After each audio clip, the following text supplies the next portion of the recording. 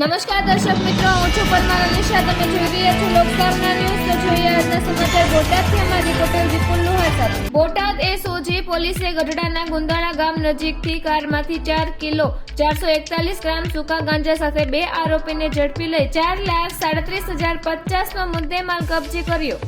Bhavnagar range R G Gautam Parmar તેમજ બોટાદ જિલ્લા police વડા ધર્મેન્દ્ર શર્મા દ્વારા નશીલા પદાર્થોની બંધી સદંતર નેસ્ત નાબૂદ થાય તેમજ તેની હેરાફેરી અટકાવવા માટેની જરૂરી સૂચના આપવામાં આવેલ હોય, જે સૂચનાને લઈ બોટાદ જિલ્લા એસઓજીના ઇન્ચાર્જ એજી સોલંકી તેમજ એસઓજી પીએસઆઈ એમ રાવલ તેમજ એસઓજી પોલીસ સ્ટાફના યુવરાજસિંહ પરમાર, દિલીપસિંહ ટાંક, રાજેશભાઈ વિદાણી, કલ્પેશભાઈ સાપરા, અજયસિંહ ગોહિલ અને પેટ્રોલિંગ દરમિયાન બાતમીના આધારે ગઢડા તાલુકામાં ગુંદાળા ગામ પાસે નંદલાલ કોટન ઇન્ડસ્ટ્રીઝ સામેની ઇકો 4 વ્હીલ ગાડીમાંથી સૂકો ભેજવાળો વનસ્પતિજન્ય ગાંજો 4 કિલો 441 ગ્રામ, જેની કિંમત 2,25,050 રૂપિયા, ઇકો 4 વ્હીલ ગાડી કિંમત 2 લાખ રૂપિયા, મોબાઈલ ફોન બિલ કિંમત 12 લાખ રૂપિયા મળી કુલ 4,37,050 રૂપિયાનો મુદ્દામાલ સાથે દિવ્યેશભાઈ ઉર્ફ પિન્ટુ ભૂપતભાઈ નાથજી રહે ઢસા તાલુકા ગઢડા તેમજ દિગ્વિજયસિંહ મોહમ્મદસિંહ ગોહિલ રહે પાટણ